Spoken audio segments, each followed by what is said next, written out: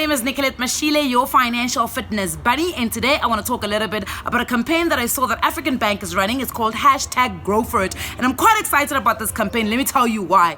Because finally, one of the banks gets it, guys.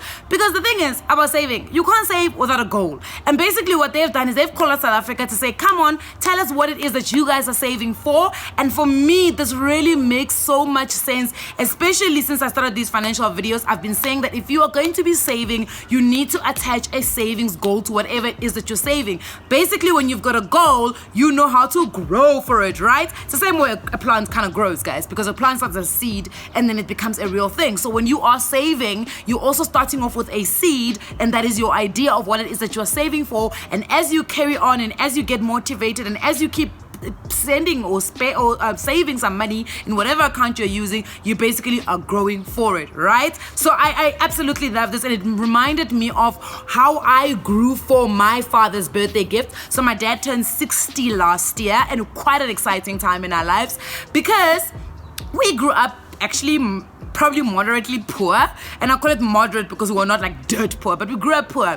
I remember that my parents once drove a single cab red, I don't even think it was second hand, I think it was like fifth hand buggy, and this buggy used to make so much noise whenever it was coming. You could hear it going as it was coming down the street. And my mother used to drive this car because she had no other option, right? The only other car we had was a Mitsubishi that was bought actually when I was born in 1988, a Tedia, something like that. But it obviously died, so we were stuck with this buggy. And let me tell you what was the greatest thing about this buggy. So you know, as a black child, in the morning when your mother leaves for work, she gives you strict instruction. One of those instructions is take out the meat out of the fridge at 4 o'clock so that it can thaw, which is it can dissolve, lose its ice, whatever, so right? So that it can be ready for her to cook when she gets home. And this is an instruction that somehow we kept forgetting. And every single time before I would hear that buggy, I knew it was the alarm for me to go and run, boil some water, put that meat in the oven, and just get it thawed so that when she comes, she doesn't scream. And probably the other thing that you had to do was obviously close the windows and draw the curtains, which is again something that we never really did, but we were given those strict instructions. So we would hear this buggy coming. So it was so I mean, I've got like nostalgia when I think of that buggy. But the one memory I'll never forget is us driving to my grandmother's house, and it was pouring with rain. And somehow my mother is such a hero. Like, it was raining, the wipers were not working. She just literally stopped the car in the middle of the road. She got out, she cut a potato in half. She put it on the windscreen, and we carried on like nothing happened.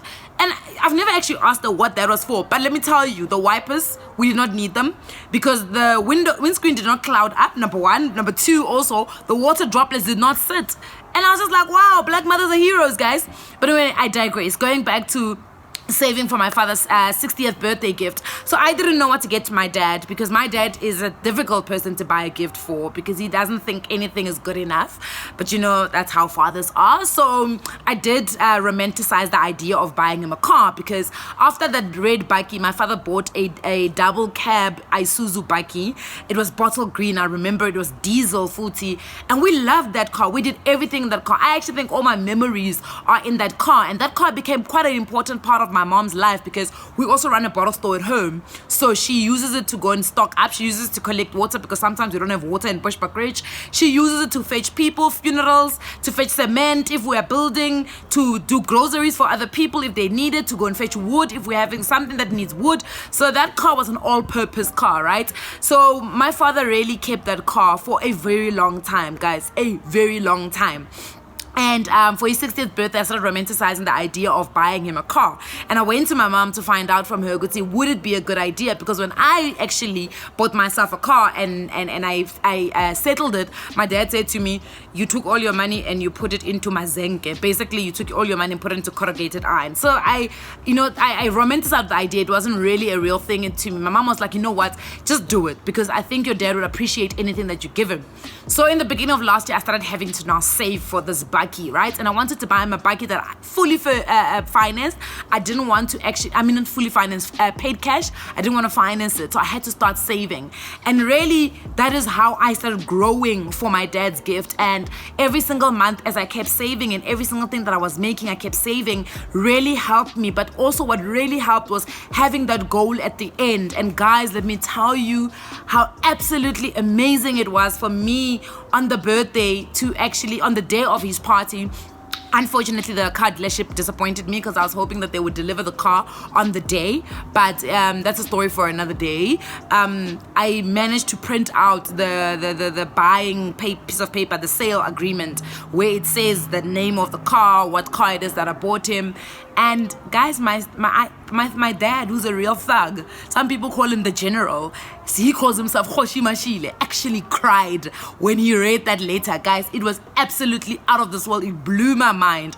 And one of the things that he said when he accepted the gift was the fact that he had been driving the bakkie for almost as long as Violet. Guys, Violet is turning 19 this year. He has been driving that car since 1999. That's when we bought that green bottle double cab Isuzu bakkie.